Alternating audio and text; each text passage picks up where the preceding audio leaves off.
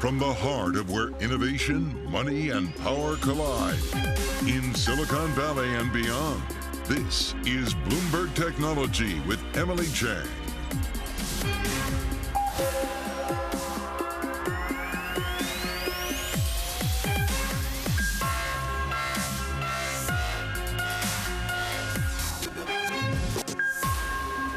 I'm Emily Chang in San Francisco, and this is Bloomberg Technology. Coming up in the next hour, stock slide on a Bloomberg scoop that Apple plans to slow hiring and spending. We've got the inside details on how the iPhone maker plans to deal with the downturn.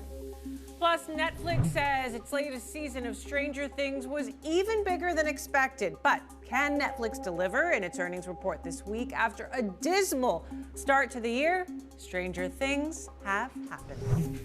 And Bitcoin rallies jumping as much as 7% to hit $22,000 for the first time in weeks. What's driving the crypto rebound? Later this hour.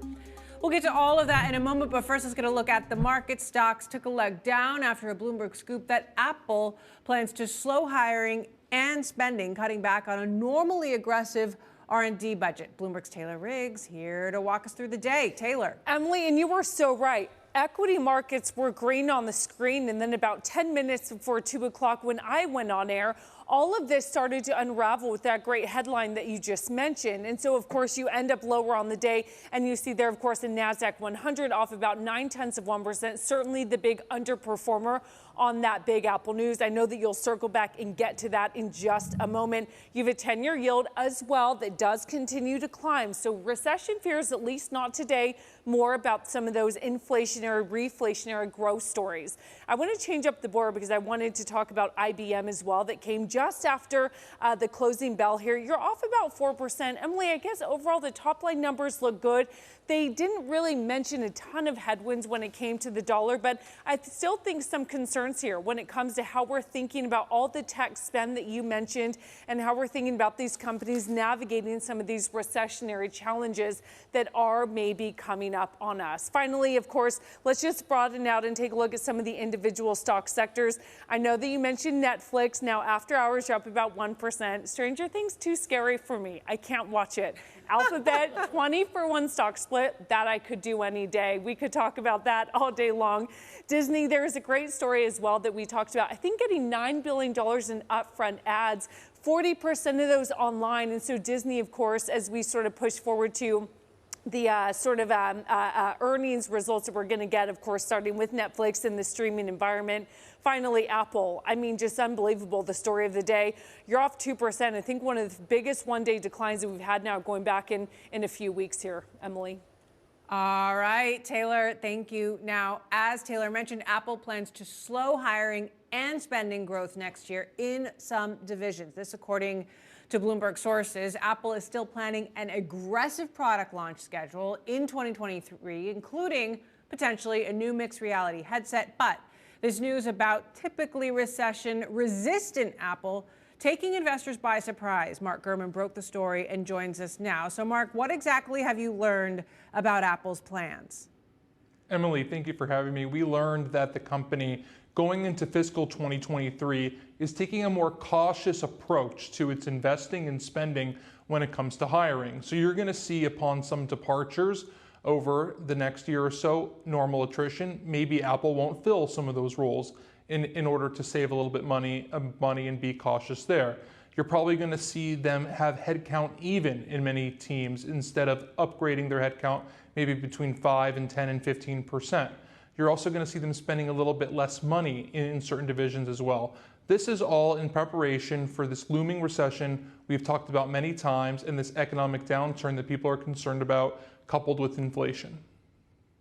So talk to us about why the market is so surprised by this or concerned by this, given that Apple, weathered the pandemic pretty well, also kind of a bellwether for consumer sentiment. I think that's exactly right. Because Apple is a bellwether, right? I think that the market and analysts and people who invest trust Apple to make decisions ahead of time. If you remember when COVID-19 started to happen in the beginning of 2020, Apple was one of the first to sort of take a stand and begin closing their stores and begin putting measures in and begin talking about that potential impact, right? So Apple has shown that it has good insight and good research to understand when economic situations are going to happen. So I think the market knows that and traded based on that. At the same time, I don't think it's hugely surprising given that you've seen Meta and Tesla and Amazon and Microsoft all make similar moves. The difference is that Apple is going to try to keep that internal. Instead of Tim Cook sending out a memo to the entire company detailing their plans for 2022 and 2023 when it comes to this economic downturn, they are not going to announce that publicly, right? That's why we're reporting it based on sources, just like you've seen other companies do, right? Apple doesn't seem to appear to believe that they're going to have a major impact on consumers because of this or employees. You're probably not going to see layoffs here. You're probably not going to see major changes to their product pipeline and their launch plans. Like you mentioned, I am still expecting the announcement of the first major new product category in 8 years, a mixed reality headset, to happen sometime in 2023. There's also going to be big iPhone updates next year, big Apple Watch updates, a larger iPad, many new Macs. So there's a lot in store for next year. The company still wants to get out to consumers. Meantime, Mark, there's another story you're following, Apple being sued over pay and antitrust violations. Explain to us what's happening here. This one's a long time coming. So basically, the way the iPhone works with Apple Pay is that Apple is the only company that can have tap to pay software on the phone. So you know how you want to go to Whole Foods or another place and you tap your phone on the reader to make a payment? That's only through Apple Pay. So that means that Square, PayPal, Chase, Amex, any financial provider, you name it, they're not able to develop their own application in order to use the NFC chip, near field communications chip that allows tap to pay on the iPhone. So now you see this consortium of payment companies through this class action lawsuit to benefit consumers, right? That is happening now. They're upset that Apple is keeping that feature exclusive to its own service and then charging what they say are higher than normal rates for consumers to use that. And those rates obviously being passed on to the payment processing companies. Okay, Mark Gurman, we'll keep the scoops coming. Thanks so much, Thank as you. always, for joining us. Coming up, will the metaverse really change life as we know it? My next guest says yes, indeed, and big time. He will tell us how next. This is Bloomberg.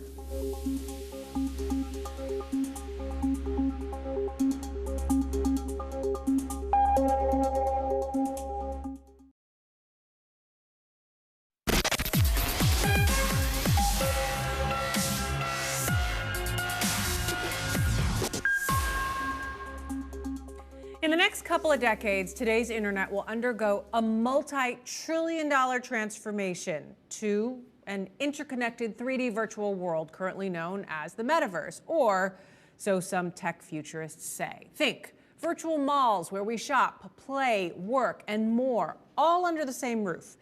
In his new book, The Metaverse and How It Will Revolutionize Everything, Apillion co-managing partner Matthew Ball offers a glimpse into this new reality. Matthew joins us now from LA. So, Matthew, the question is when? So much of the progress that has been made on the so-called metaverse so far seems to be pretty basic. When are our lives going to be, quote unquote, revolutionized? Well, so we should keep in mind that these technological transformations do take decades. I'm glad that you emphasize that. the first wireless cell phone call 1973, the first data-based wireless network 91, smartphones 92, the early 2000s, we get the first consumer media services on mobile devices, BlackBerries thereafter, the iPhone. Some way through the next decade, most of the world was running on mobile and cloud services. What's clear now is that the advent of real-time 3D, as we talk about it in industrial applications, the advent of XR in live patient surgery, and the fact that hundreds of millions of people, typically under the ages of 25, are all living in 3D worlds today. So, not you or me yet, no offense. Talk to us then about how this is going to change our daily lives. For example, you're joining us now remotely. Would it seem like you were here in the studio in this new world? That's certainly one element. We see this in particular emphasized by Meta, where they talk about the idea of co-location and presence in virtual space. But in some instances, we will just be using some of the devices we have right now, but we might be doing those in 3D, what we call volumetric displays or holography. You and I might be sitting thousands of miles apart looking at a screen, but the actual presentation would be in 3D. And studies show that that has remarkable improvements on retention, engagement, nonverbal forms of communication. Now, you've had your Metaverse ETF now going for several months. You've got, names like Meta in there, not surprising. Also Snap, which I found interesting because Snap's view of the Metaverse is so different from Meta's, where, Evan Spiegel has called Mark Zuckerberg's vision so hypothetical, and Snap is betting more on, more sort of augmented reality over real physical reality. And today, Snap unveiled a new web version of Snap, which almost seems like it's going backwards. How do we square these two visions? The way that we square it is by ignoring the term altogether. It's helpful to talk about a new generation of the internet, but you'll find that because there's no concrete definition, some believe that it fundamentally requires crypto, others have VR-centric beliefs, others have augmented reality-centric beliefs. Under the classical definition, where we're talking about real-time 3D, all of those are likely to fit in one way, shape, or form. Evan might talk about augmented reality lenses. Mark Zuckerberg might talk about a virtual world with all of your other vision cut off. That's still 3D, and they're still going to interconnect in some way, shape, or form.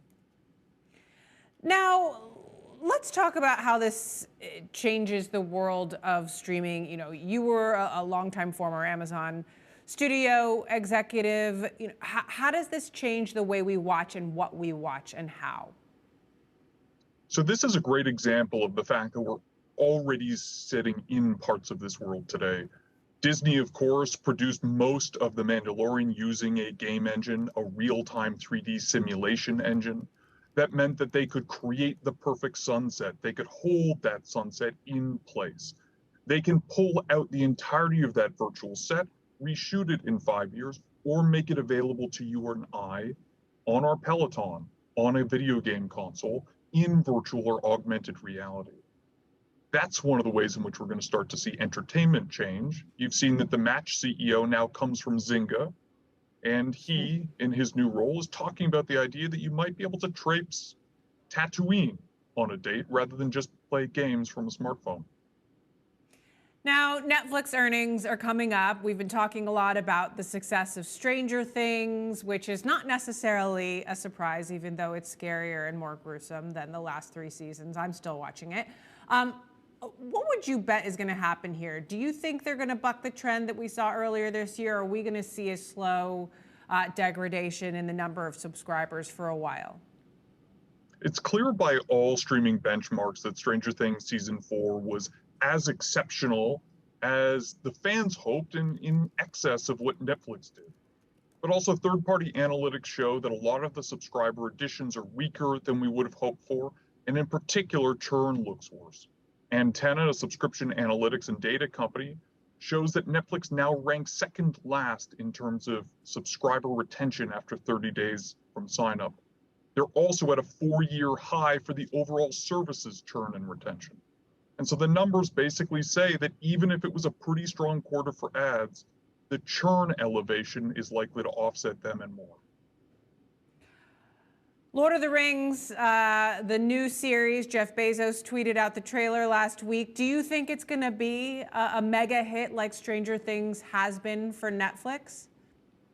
Stranger Things came out in 2016, and it's still breaking records 7 years later. Defining by that degree is going to take some time, but do I think that it's going to premiere to outstanding viewership globally, that it's going to cover the press, that it's going to be one of the most significant things that Amazon overall does in 22? Absolutely.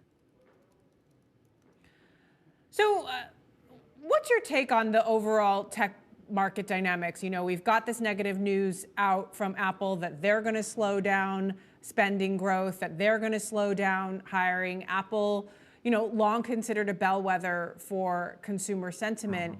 Are you taking that as a signal, a bad signal for the rest of big tech for the foreseeable future? It's not encouraging, certainly, when you take a look at how many other creators, founders, products, and services rely on the iPhone and the incremental improvements from every device refresh. None of that's good.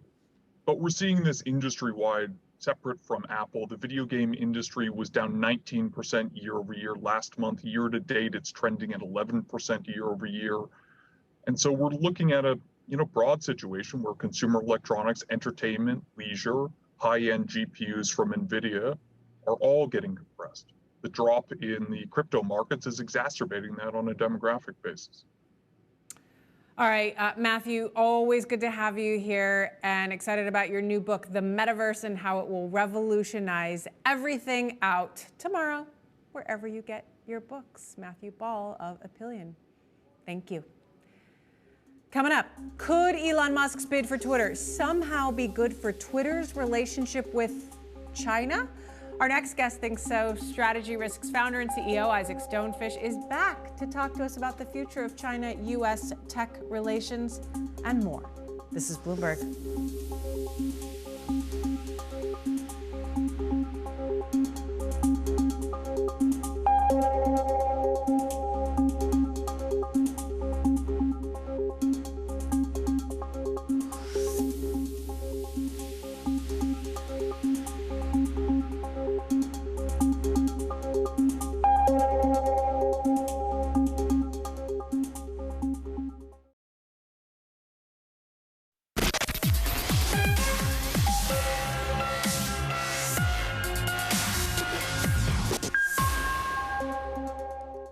The world's biggest maker of batteries for electric cars is considering at least 2 locations in Mexico for a manufacturing plant. China's contemporary Amperex technology could be positioning itself to help Tesla and Ford grow their EV market share in North America. The potential sites are near the Texas border, according to Bloomberg sources, and the company is planning to invest as much as $5 billion in this project. Meantime, China is facing a slew of new challenges as its economy buckles amid stringent COVID-0 policies. There are ongoing protests at housing projects, for example, in more than 50 cities, with residents refusing to pay their mortgage payments. And typically vibrant Hong Kong is struggling to recruit and retain new talent.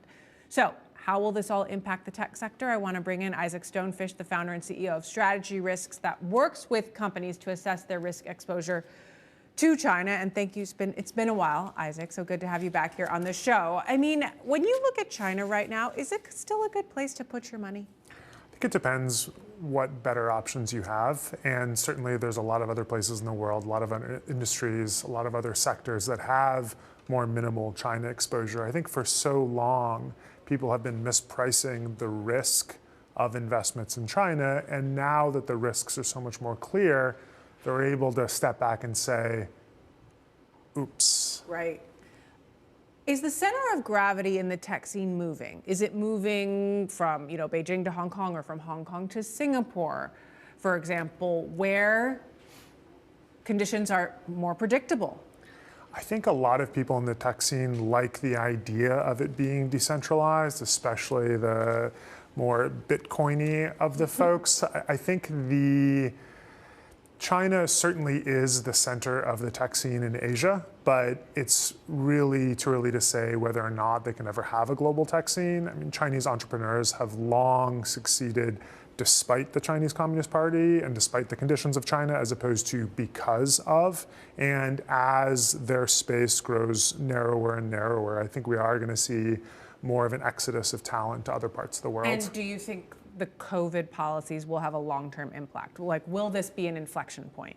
I think it definitely could be. There's a metaphor going around China with a guy stepping on someone else's neck and a lot of people going around thinking, okay, well, how do we get this guy to breathe? What can we do? What can we do? And the solution is take your foot off the neck. So it's been a long period of strangulation of China's economy. There's huge emotional damages of the cruel lockdown that they've had. And yeah, I think that'll have really long-term effects. Meantime, you've got companies like TikTok, for example, just continuing to thrive. And obviously, you know, parent company is ByteDance.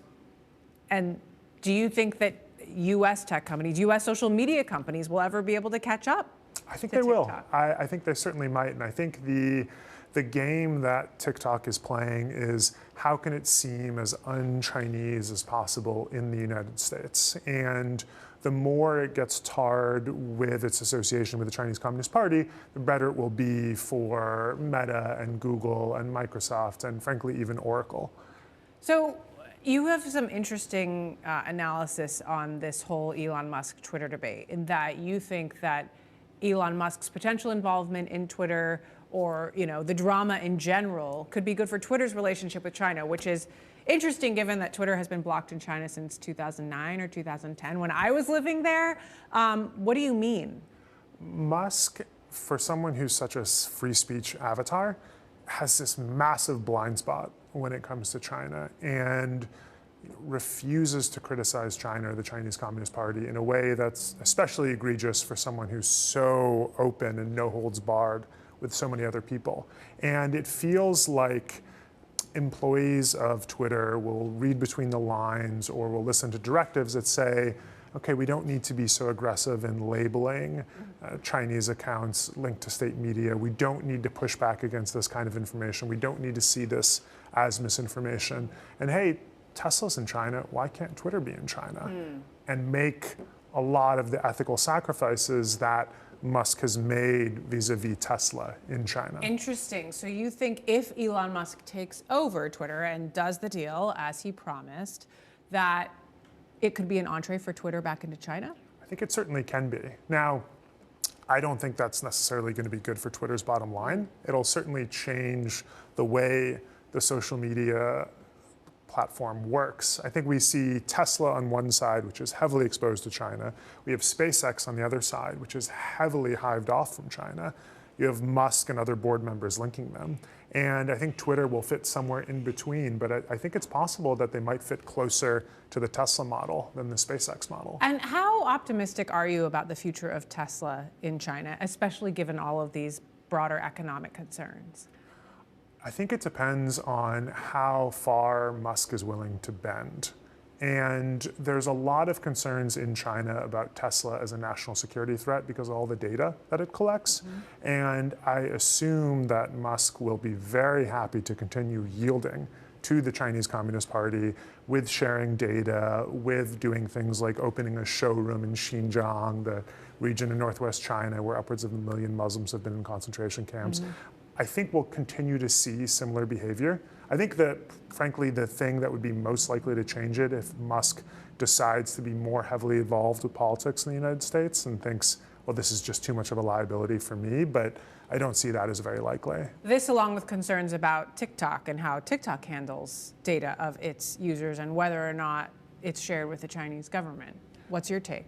No question that it can be shared with the Chinese government. There's no way. I think what people need to understand, and this maybe transitions to another even darker topic, but if the US and China go to war over Taiwan or islands in the East Sea or the South Sea or Vietnam or any other country in the region, all of Chinese companies and US companies will be viewed by some as enemy combatants.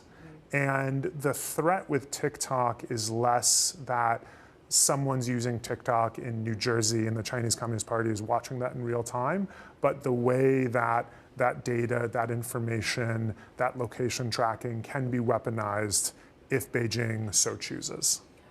Dark indeed. Thank you for taking us there and for joining us here in the studio. Isaac Stonefish of Strategy Risk. Always good to have you here. Thanks for having me.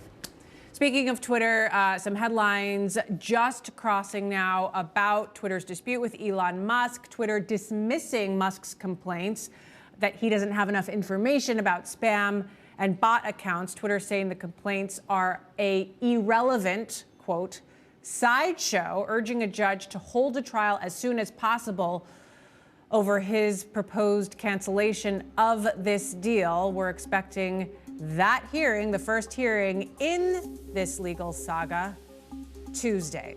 We'll be back with more of Bloomberg Technology after this quick break. This is Bloomberg.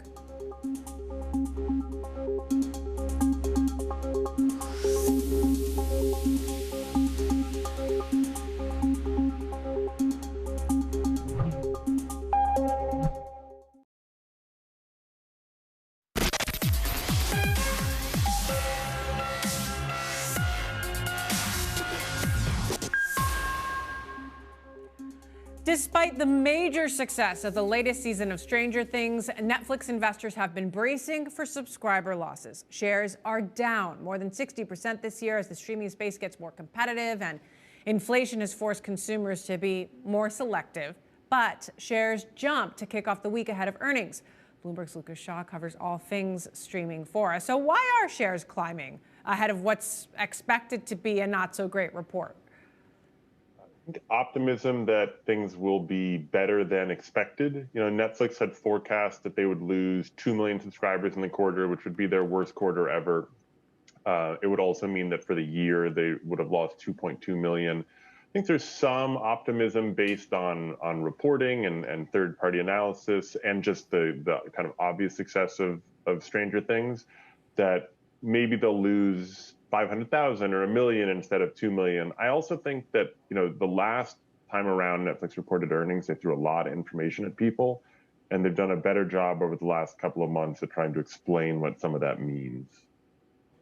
You know, there's been some talk about, you know, changing the binge watching strategy, releasing episodes weekly, for example. Do you think there's a chance that could happen? I mean, I guess Stranger Things have happened, right? Pun intended. They're already starting it with the release of Stranger Things and La Casa de Papel and Ozark. They've gone with this batch approach where they'll release a season in 2 installments, say, instead of all at once. And I think you'll see a lot more of that, or maybe in 3. I don't think you'll ever see Netflix, or at least not anytime soon, go with kind of the weekly model that's been popularized in a lot of TV. But they are seeing a benefit in, say, releasing 4 to 6 episodes at a time, and then spacing it out, because it reduces the number of people who are canceling if they know that they have the show that they like, that they're going to need to stick with Netflix for at least 2 or 3 months. They did that with Ozark too. Has it worked? I mean, as a viewer, I found it incredibly frustrating. Well, that frustration is why they haven't done it until now, because they've conditioned all these people to just get to watch it all at once. I think what you see based on some of the third-party data, at least, and on the data that Netflix puts out, is there is a secondary spike in viewership. And that seems like a good thing if your desire is to make sure that people are coming back to Netflix on a regular basis. You know, there's also some reporting about Hulu growing more than even Disney Plus itself. And of course, Disney is a big stakeholder in Hulu. What are these clues telling us about what consumers want and what services are, you know, going to trump them all? Yeah, I mean, the important thing to keep in mind on that Hulu report is that it's specific to the U.S. And it's from a third-party data. So Hulu may be doing better than Disney Plus right now in the U.S. Disney Plus is still larger than Hulu by a lot, especially worldwide. Hulu is only U.S. only, and sort of the question looming over Disney is are they going to end up buying Comcast out of it and folding it into Disney Plus? Do they want to keep it independent? That being said, Hulu's been on a really good streak of programming, and is one of the reasons why you've seen Netflix stumble a bit is these other services, namely Disney Plus, HBO Max, and Apple TV Plus, and to some extent Hulu, have given consumers a lot of alternatives online. And I think it used to be that Netflix was the default for most people if they wanted to watch TV, at least if they wanted to stream, and that's just not the case anymore. Meantime, you've got Amazon coming out with Lord of the Rings, long anticipated. Who stands to gain the most from, a potential decline in Netflix subscribers? Is it Disney Plus? Is it Amazon? It'll probably be spread across a number of players. Disney has already benefited a bunch and hopes to continue to do so. HBO Max has been in a really good groove with programming and has grown at a steady clip. Paramount is actually one of the fastest growing services, at least in the US. Amazon's been at it for as long as Netflix and has really, been a second or third fiddle to them the whole time. They are trying to kind of get their act together. Lord of the Rings is the biggest swing, and they certainly hope that works. At the same time, you've got another tech giant in Apple that some would argue has done a better job of programming over the last couple of years. All right, well, lots to keep watching with Netflix results out later this week. Our very own Lucas Shaw. Thank you, Lucas, as always, for joining us. Well, next to streaming, one of the industries perhaps most profoundly changed by the pandemic has been healthcare, accelerating the progress of telemedicine and more. Able Partners is a women-led investment fund supporting early-stage brands that focus on making the daily lives of consumers happier and healthier. And they just ran a study on how Gen Z in particular is navigating the new complexities of healthcare. Founding partner Amanda Ilian joins me now. Amanda, thank you so much for being here. So talk to us about this report and what surprised you most about Gen Z. Well, thanks for having me, Emily. I think the most surprising finding by far is the fact that this generation, Gen Z, they might not want to go back to the office full time, but they seem to want to see their healthcare providers in person. When we asked them their preferred communication method for their healthcare providers, they chose in-person communication well above any other form of communication. And looked at another way, we asked them their top criteria when choosing a healthcare provider, and they chose convenient location as their top criteria, and telehealth capabilities were actually last in the survey. So when you look at the amount of funding, yeah. So does that mean you should be investing less in telehealth? Well, I think when we dig a little deeper into those findings, we find that the preference is really for a hybrid solution. So while they want to meet their healthcare provider in person, when we ask them how often they want to hear back from their provider, the majority of respondents expect to hear back from providers within a few hours when they have a question or a concern. So they're really looking for the convenience of digital channels while still having the opportunity to make an in-person connection. So while I think it's true that the telehealth revolution has been oversold for this generation, there is a role for it. And I think when you start looking at specific specialties, perhaps mental health care, there could be even a larger role. So healthcare is operating in not just a post-COVID, but also now a post-Roe world. What are the trends that stem from that? Well, when we think about the impact of the Dobbs decision, that obviously has the largest impact directly on providers of telehealth abortions. And they've seen increase in demand as well as increased risks and liabilities as a result of that decision. But when you think about the broader impact, it actually has the potential to make employment and investment more or less appealing in any number of states. So if you're in Austin or Miami, I think you have a recruiting disadvantage at this point. In our survey, we found that nearly half of Gen Z women were somewhat or very unlikely to take a job in a state that had restricted abortion rights. And that number was 30% for men. So when you're an employer and you're looking at potentially 40% of your future workforce not wanting to work in your state, it doesn't matter where you stand on the political divide. That's just a business decision. And so I think the secondary impact of that is we will see further move towards permanent work from home policies And companies that are able to optimize a distributed workforce will continue to have advantages. So how is all of this impacting where you, as an investor, are putting your money? Well, at Able Partners, we're very focused on a concept that we call the wellness gap. And that's something that we define as the disconnect between measures of economic well-being. So GDP per capita, that has gone up and to the right on graphs. Consumers have had more money in their pockets. But if you were to plot on that same graph measures of physical and emotional well-being, those have been stagnant to down, particularly over the past 2 decades. And that's created a literal gap in the graph. So we're most interested in funding the companies that are looking to close that gap. And we have a secondary lens that we like to look at of stigma, where we feel like conditions or communities have been underserved because of historical stigmas. And we know that that often creates large market opportunities. The wellness gap. Interesting. All right, thank you so much for joining us to tell us all about it. Able Partners founding partner Amanda Illian. Appreciate it. Coming up, Bitcoin and altcoins rallying after the June crypto wipeout. We're going to talk about why next. This is Bloomberg.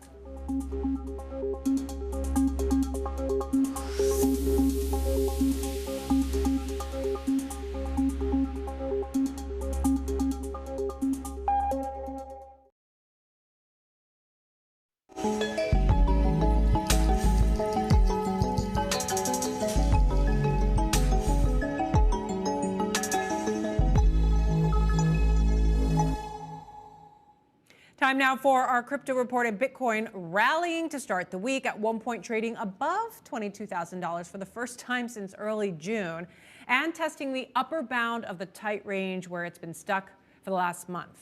And smaller tokens or altcoins also having a good day, even outperforming Bitcoin. You can see here Ether extending a rally that began last week after developers of the Ethereum blockchain gave a target for their software update projected to lower the network's energy usage, the long-awaited merge, and other coins like Avalanche, Polygon, Cardano, all in the green. I want to talk about all this and more with Bloomberg's Hannah Miller. So Hannah, first of all, why are we seeing Bitcoin and other coins rallying right now? Yeah, well, there's been some space in between, this rally here and the freezing of withdrawals at Celsius, which we saw a huge downturn in price for cryptocurrencies in mid-June. And Bitcoin is, sparking traders' interest. There is hope that maybe Bitcoin will break out of this $19,000 to $22,000 range. And for Ether, in particular among altcoins, news of the merge that it can happen as soon as September has really sparked interest in Ethereum again. And yet we had a guest last week that called Ethereum a giant Ponzi scheme. What do you make of that? Yeah, there's always going to be skepticism in this industry. There are people who are concerned about the safety and the risks that DeFi poses to investors. So especially in light of what's happening with Celsius and what's happening with 3 Arrows Capital and the freezing of withdrawals at various crypto lenders, this has put a lot of people on edge within the industry. Let's talk about that. There are some new developments when it comes to 3 Arrows, this big crypto hedge fund, as well as the Celsius bankruptcy, and all of this amidst calls for more regulation. Yes, we have a fuller picture of what's happening here with the collapse of 3 Arrows Capital. We got a more detailed list today of creditors. And it's a pretty interesting list. There are some really big names in the industry on there, like Digital Currency Group. And also one of the co-founders of 3 Arrows Capital's wife actually has a claim in. So it's pretty interesting to see how interconnected this industry is. And we're still getting details emerging about Celsius, about 3 Arrows Capital, and we're still untangling sort of this web here of what's happening. All right, Bloomberg's Hannah Miller. Hannah, thank you so much for all of those updates. Speaking of distressed crypto firms, the rise and fall of companies like Celsius and others has sparked calls for more legislation and regulation in the crypto space overall. Here's what Marty Chavez, vice chair and partner at Sixth Street and recently appointed as a member of the Alphabet board, had to say about that earlier on Bloomberg Television. Regrettably, we usually wait until some calamity before there is regulation. And the question is always, was this calamity big enough, or does there need to be another leg down before we have the appropriate regulation? My next guest, who joins us now, Sheila Warren, is the CEO of the Crypto Council for Innovation, and she founded the World Economic Forum's blockchain and digital assets team. So, Sheila, look, there have been a lot of big red flags, Celsius, 3 arrows. You heard what Marty Chavez said there about regulation. Are we behind? Are we waiting for a calamity? Know that we're waiting for a calamity. I find that a bit dramatic. I mean, I think we've seen a number of cycles and waves in this industry. You know, I've been in this space for 7 years now, and this is not the first time we've seen a big crash followed by a pretty quick rally. And I think Hannah mentioned earlier that we are starting to see a little bit of that rally start to happen and more consumer confidence in these alternative assets. So I don't know that anyone's waiting for a calamity. I think there's been enough attention placed on this industry, I would say unduly placed in some cases in this industry, and skepticism around it, that I think there's been a lot of attention already paid. What do you think is driving this rally, and how long does it last? I mean, it just seems to be bad news everywhere else when it comes to the economy. Well, I think that's right. I think we're part of there's a broader market meltdown happening. And I actually think it's pretty profound that you're seeing these individual coins that are starting to kind of turn around and pick up a little bit. So, Ethereum, I think Hannah nailed it. I think it really is about the merge. It's the idea that this has been waiting a long time coming. People have been talking about the merge since Ethereum was first launched, and the idea that there could be this transition from what's called proof of stake to proof of work rather to proof of stake. I should note that is a 99.95% reduction in the use of energy. It's not just a 10% or 2% reduction. It's a massive reduction in energy. And energy has been a big talking point for some folks in this space. So I do think people are excited to see not even so much about the energy usage, but the fact that this major technology change can be achieved. It's complicated. It's really hard to do. The details and building these systems are so complex. But here we are for the first time really seeing this massive change in the way that infrastructure is going to run. I think it's kind of proof that, you give it time, these things are going to thrive. I have to ask you then about these comments that we got last week from the founder of Tezos, who, basically called Ethereum a giant Ponzi scheme. I mean, you've got major skeptics, not just outside the industry, but inside the industry, who don't believe in it. So I think one thing that's important to note about crypto is it tends to be pretty tribal. So you do have folks that have kind of picked their token, they've picked their team, and they're going to talk about their team as being the best team. And look, I mean, we're at a stage of innovation, like with any industry. There are a bunch of options. They have some similarities. They have some differences, in some cases, pretty significant differences. And, I'm agnostic about this. I don't know. The market's going to decide which of these things winds up being really sticky and taking off and which doesn't. I think it's natural to have contraction, natural to have some of these things are going to fail, right? Some are going to grow. So it's normal to me to see somebody who might be favoring a different opportunity, talking about other opportunities with a negative frame. And I think you'll see that this happens quite a bit in the industry as people talk about projects that aren't theirs. Tribalism indeed. Where are you on the big debate about whether crypto is a security or a commodity? Because obviously that has major implications for how all of this is regulated and invested in. Yeah, this is, I think, the debate of the age right now. And you're seeing a lot of activity on the Hill, also with Mika and the European Parliament in Europe about this topic as well, kind of defining like what is the classification of this asset, which will determine not only who regulates it, but some of the rules of engagement. What are you allowed to do? How onerous are disclosures? When do they happen? All that kind of thing, and will shape the way this really continues to develop. So my view is that most things do start off, I think, to some degree, in a somewhat centralized fashion, simply because you do have a group of people who are engaging in that build. But I do think we've seen several that over time have really evolved to be pretty decentralized. Now, the Howey test, which is what determines whether or not something is a security, does have a prong that talks about the engagement of others, right? How much does the activity of one or a group of people really affect their efforts? How does that affect the nature of the build of the project, of the price, of all those kinds of things? And in decentralized systems, there's an argument to be made that's really strong that there is not such engagement from any individual or even group that's going to affect the way that the thing tends to land, tends to grow, tends to be shaped. And so I do think we've got pretty strong idea of Bitcoin and ETH are commodities, other things being developed and happening right now. But we're going to get to a place, I think, where more and more decentralization is the norm.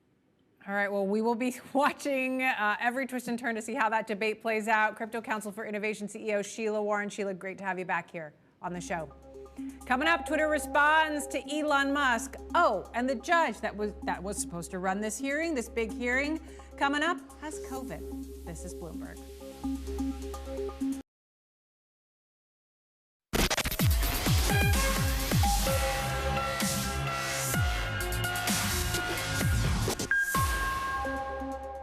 It is a big week for the courts and the integrity of M&A. Twitter has responded to Elon Musk ahead of Tuesday's big hearing. Bloomberg's Jeff Feely joins us now from Wilmington, Delaware, where this hearing will go down. And Jeff, who joins us now on the phone, Elon Musk responded to Twitter's suit saying he needed more time to prove his argument in court, that Twitter was trying to rush and obfuscate things. Twitter has now responded to what Elon Musk had to stay. Where do things stand right now? Well, it's just a battle of two sides. Twitter today basically said that Mr. Musk's arguments that they hadn't turned over enough information on the spam and robot bots within their customer base was, quote, basically an irrelevant sideshow, close quote, that he knew all along how many bots there were, and that this is a pretext to walk away. Basically, we're at the stage now where the judge is going to have to decide whether to fast track it and, go for a trial in September or trial in February or somewhere in between. Now, in another twist, the judge who's going to run this hearing actually has COVID. So the hearing, as I understand it, was supposed to be in person, is still going to happen, but it's going to be on Zoom. Is that right? Yeah, that's right. We've had a little boomlet down here of the new variant. So Judge sent a letter out today saying she'd tested positive. We're pretty familiar with this. We did Zoom hearings for the better part of 2 years down here, so it'll be fine. So what exactly is going to happen at this hearing? What will the judge decide? So Twitter has asked to basically what's called fast track its lawsuit. And, that doesn't give you any specifics in terms of how fast, but it means months rather than years. And Twitter says that every day that passes with the cloud over its shares is harming the company's value, so that's why they're pushing for a sped-up trial for September 19th. Mr. Musk, on the other hand, says that the case is way too complicated to try to compress discovery, pretrial information exchanges to that kind of period, and it really needs, to be spread out to the trial should be held in February of next year. My suspicion is the judge will come down somewhere between those two dates. What are experts telling you thus far about whose case is stronger? Quickly. Again, it is a question that will be decided by Kathleen McCormick. Many people believe that Twitter holds the stronger hand because Mr. Musk waived due diligence on the bots before he signed the deal. But you just never know. Things have to develop. There may be things that we don't know at this point. That's why they have two sides to every court case. Two sides indeed. Jeff Feely, Bloomberg News in Delaware, who will be covering this hearing for us. Thanks so much, Jeff. As always, we'll stay tuned to your reporting. And that does it for this edition of Bloomberg Technology. Tomorrow, we're going to hear from Gerber Kawasaki CEO Ross Gerber, big investor in Netflix and Tesla. He'll help us break down Netflix results. And as always, don't forget to check out our podcast wherever you get your podcasts. I'm Emily Chang in San Francisco. This is Bloomberg.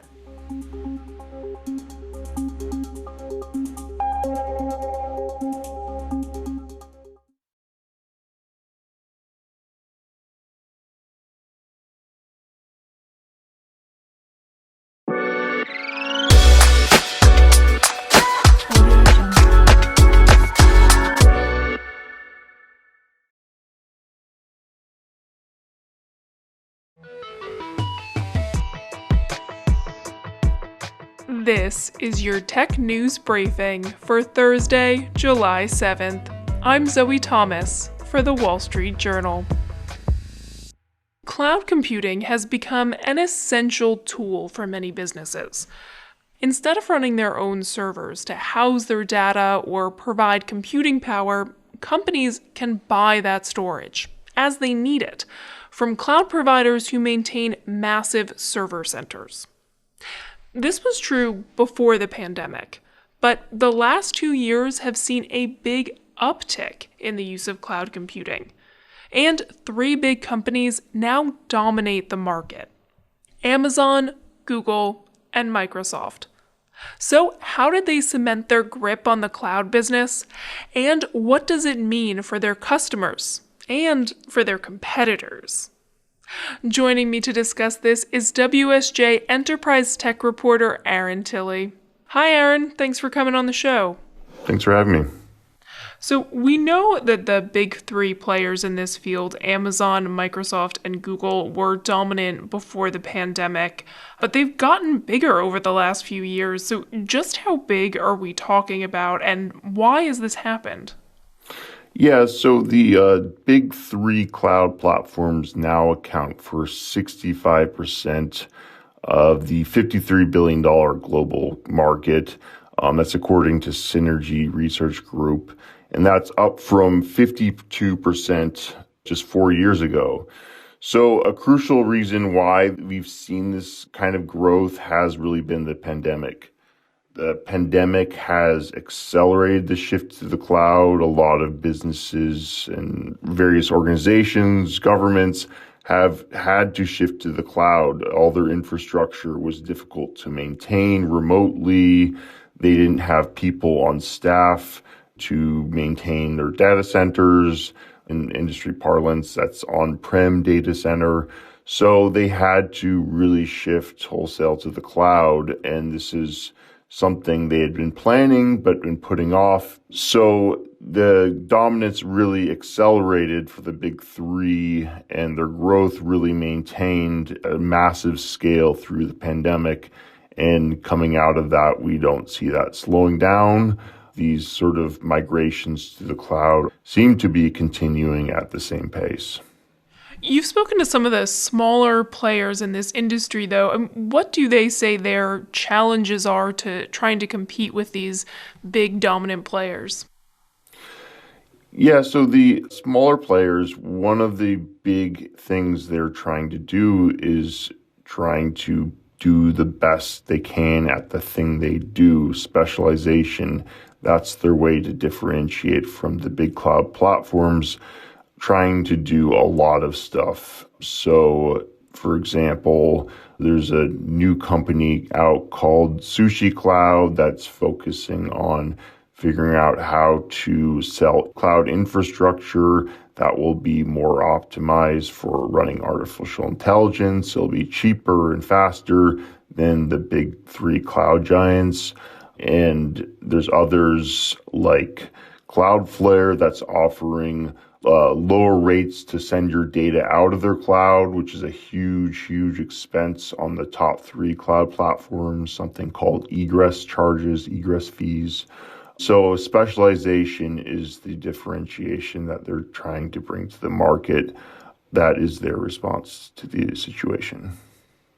I mean, obviously, if you're competing in any industry against kind of the existing players or the dominant players, you're going to have that challenge, being an up and coming company, but are there other specific challenges to operating in the cloud industry that these smaller companies might face? The situation of potential upcoming recession, there is going to be some corporate belt tightening where a lot of customers will want to consolidate on a fewer number of platforms to attain some greater efficiencies, less cost and logistics of managing multiple vendors. So naturally, that's going to further consolidate onto the sort of dominant three platforms companies spending. What have the big three companies said in response to the fact that they've gotten so big during this period? This is a really, for them, a very positive story where these three cloud giants, the cloud is really a success story for all of them. Whereas they might be facing issues like supply chain or declining digital ad markets, the cloud is their growth story for investors. And so for them to continue to see growth at this scale for their cloud business is great news, and they're competing really aggressively against each other, which ends up usually really lowering prices for customers. I spoke to customers who really appreciate the kind of competition between the big three, that this is all kind of lowering prices for them. So for them, it's all great. Yeah, let's talk about the customer side a little bit because, you mentioned it's lowering costs for them. Are customers at all concerned, though, that they have limited choices in this sector? For sure. I think especially in other countries, we see in Europe, there is a growing concern that all their data, all their information, how their digital market works, it's all going to these three U.S. cloud giants. And I think there is an escalating concern around that kind of situation. So we're seeing an emerging pushback in Europe. We're seeing some customers get savvy in how they manage between these three cloud giants. Big cloud customers like Walmart, what they're doing is that they're also furthering their investment in their own data center infrastructure. They have these things they call edge networks. They're essentially servers in their own retail stores and distribution centers. So they continue to invest in their own infrastructure. Meanwhile, they're managing between Google and Microsoft. And this is a way for them to kind of attain independence from the cloud giants. I mean, the other thing that I wonder if there's any pushback on or any concern within these companies is that having more dominance in the cloud sector is coming at a time when they're also under scrutiny for having dominance in other areas. I mean, all of these companies are under some kind of antitrust eye from regulators. So are they concerned that they're getting too big in this sector as well?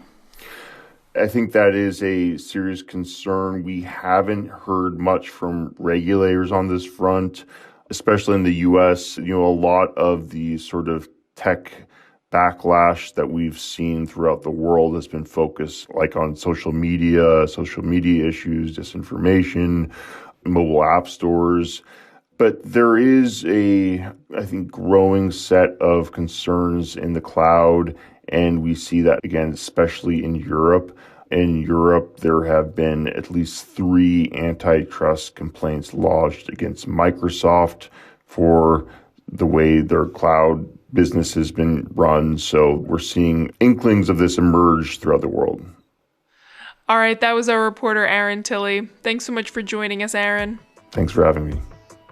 And that's it for today's Tech News Briefing. If you want more tech stories, check out our website, wsj.com. And if you like our show, please rate and review it. You can do that wherever you get your podcasts. I'm Zoe Thomas for the Wall Street Journal. Thanks for listening.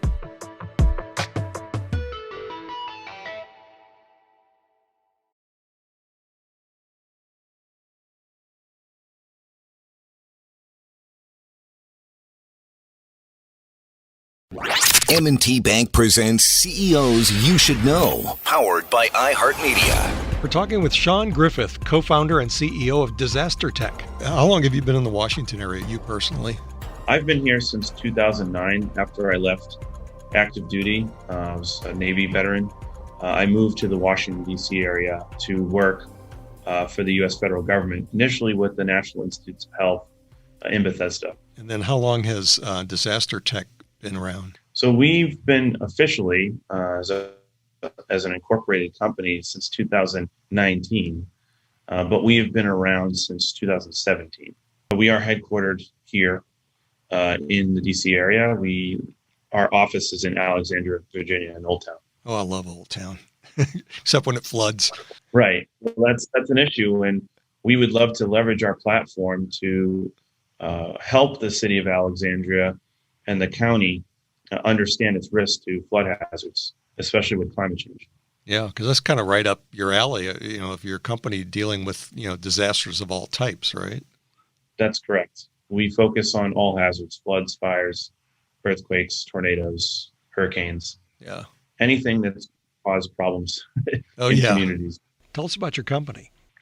So Disaster Tech, we have a platform called DICE, which is a decision science platform providing optimal situational awareness and data management capabilities to mitigate risk for future and current hazards, such as wildfires, floods, and extreme weather. Locally, the metropolitan DC area, as well as the broader region, are at risk from climate change, at risk from floods, from other calamities that affect the area. So with our data and our open data, as well as proprietary sources, bringing that all together and fusing it, we break down the information silos that has crippled this industry, and we accelerate decision-making for emergency managers, as well as other professionals and their partners to work together, which is to provide innovative technology that they need for the bottom line, which is saving lives, money, and time. And you, what led you to start this company? Because you did some of this kind of work in the public sector too, right? I served both first in the United States Navy, but then in Washington, D.C. as an emergency manager at the National Institutes of Health locally here, where I worked with Montgomery County in the region to prepare for crisis and disasters, as well as at the highest level at the White House. I served on the National Security Council under Presidents Obama and President Trump. I was a career non-political appointee to the White House. And one of my jobs was to help transition the administration from the Obama administration to the Trump administration. And what we had done is we ran them through 4 simulations.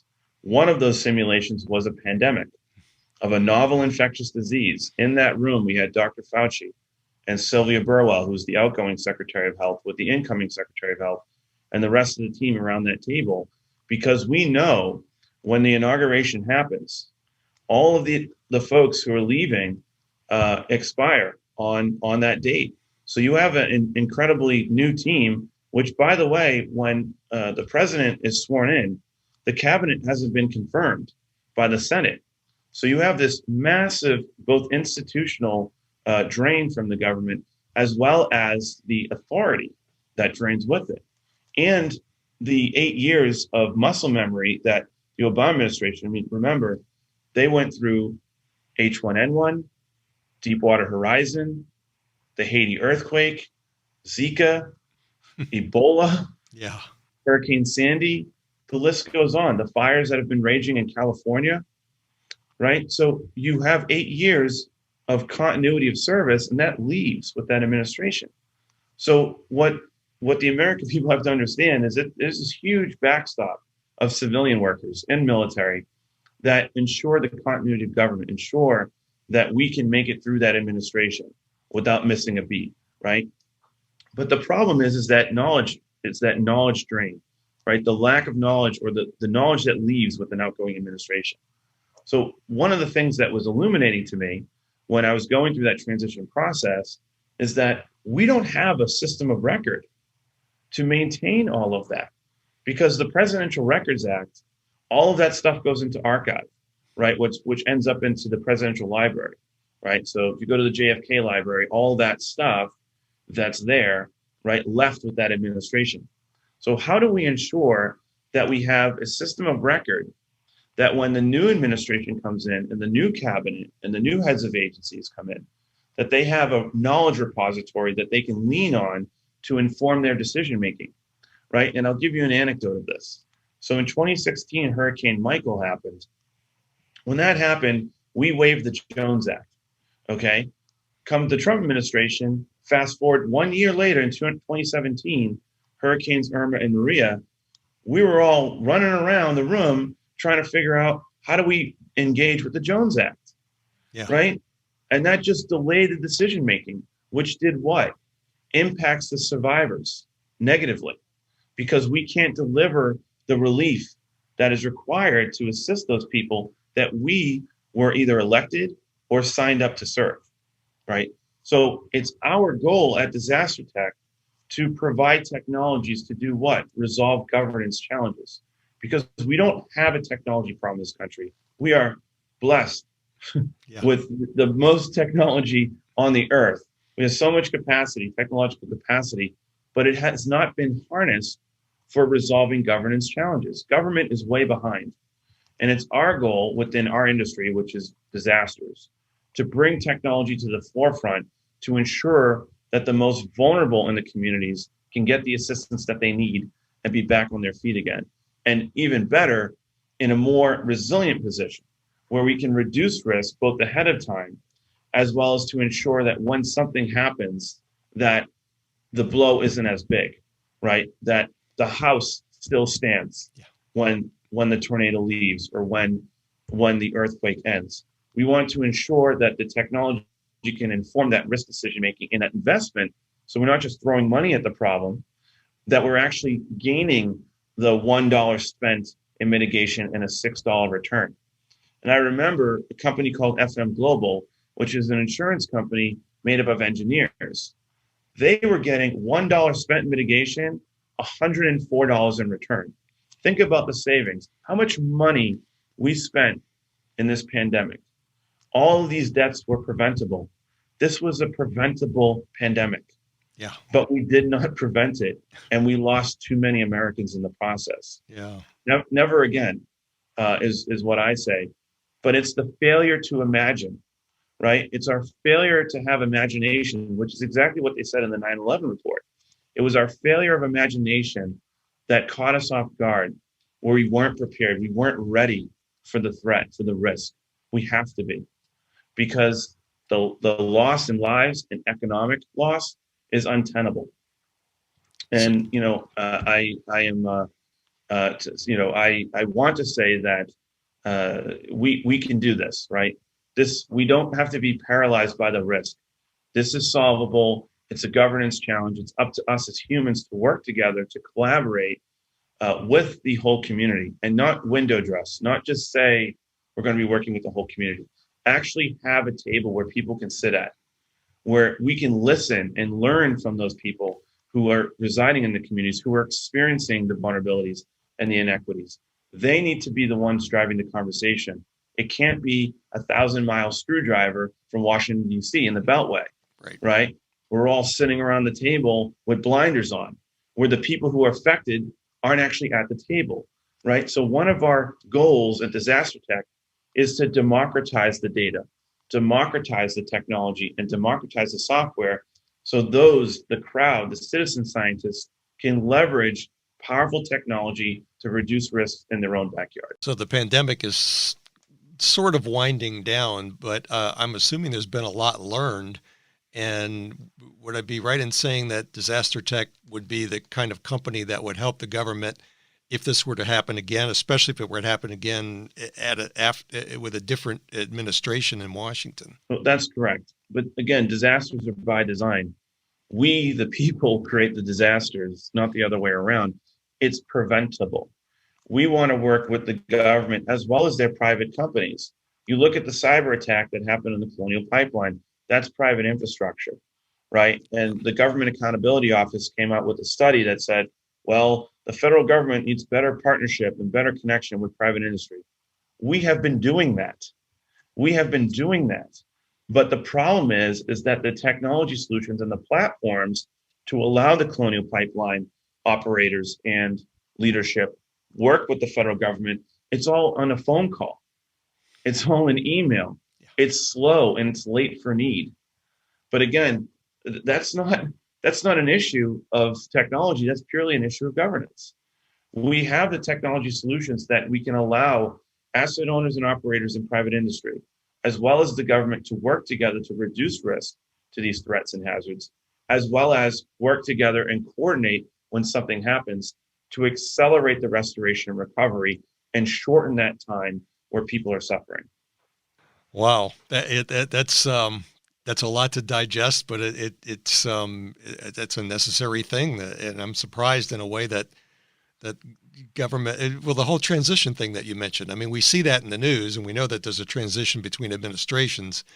But I think the way you've painted the picture here, it's like I had not really thought about just how much of an abrupt change it can be if there isn't a good continuity there. That's correct. And Congress did do us a favor with the Presidential Transition Act of 2015, in which they mandated this transition exercise to occur, where we had the baton handoff between one administration to the next to say, here's what we learned the last 8 or 4 years. This is our perspectives. We're all Americans. We need to transfer this knowledge to benefit the next. Whether they're Democrats, Republicans, Independents, it doesn't matter. Again, we're all there to serve the whole of the American people, not a segment of the population of the American people, all American people. And we must leverage technology. We must leverage these solutions to ensure that continuity of knowledge, right? If I can go on Google and look up how to buy anything, or go on to Amazon and buy anything, and literally the same day, Prime will deliver, ice cream to my door. Well, it ought to be that government and civil servants, the folks who serve every day, have the same access to that technology to be able to deliver the services that they were sworn to do. And so, again, I go back to this. This is not an issue of technology. It's a governance problem. And I think most people are surprised. Sometimes they assume, hey, well, government's doing this or taking care of that, when it's not actually being taken care of, right? So my message to anyone is to say, get more involved. This is a democracy. It's your vote, not somebody else's. Get more involved, get engaged, understand, ask questions of your local electeds, of the folks who are working in those buildings, saying, what do you actually do every day? And can I learn more about it? Because I want to help influence and shape policymaking. I want to help and influence and shape the types of solutions and services that are delivered to our communities.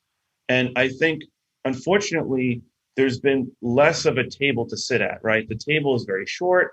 We tend to be myopic within the Beltway.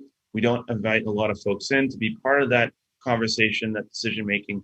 But it doesn't have to be that way.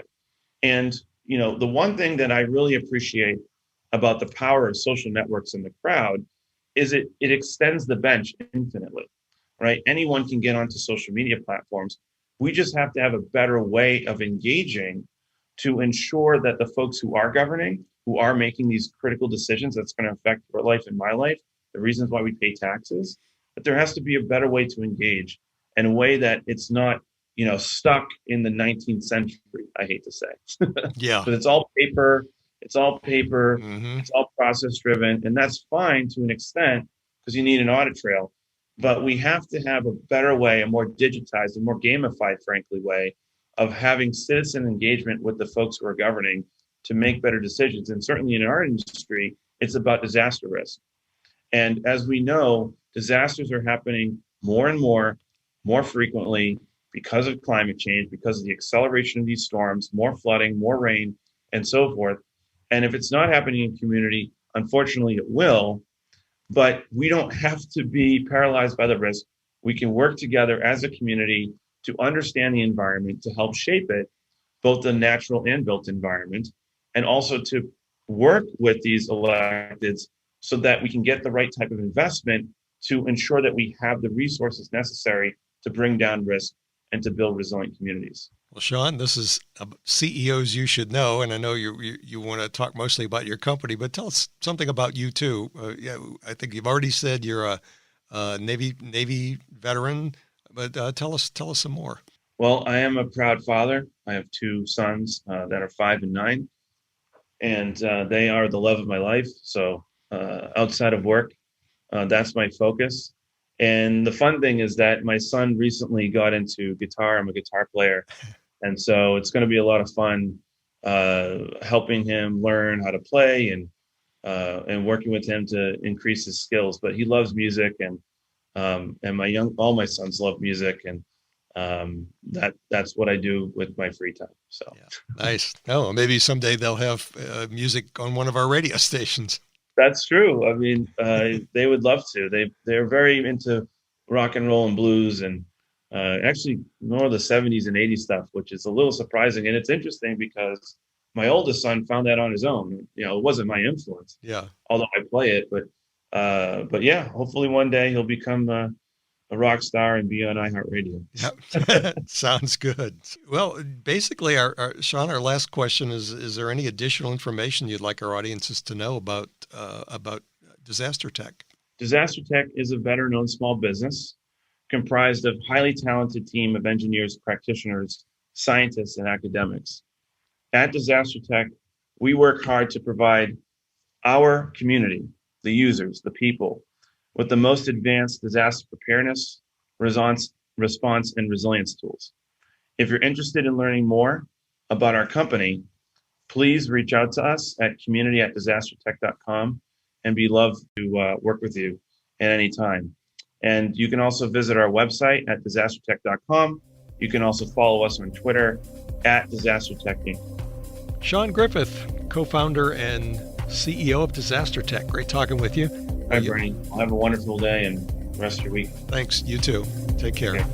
Our community partner, M&T Bank, supports CEOs You Should Know as part of their ongoing commitment to building strong communities. And that starts by backing the businesses within them. As a bank for communities, M&T believes in dedicating time, talent, and resources to help local business thrive. Because when businesses succeed, our communities succeed.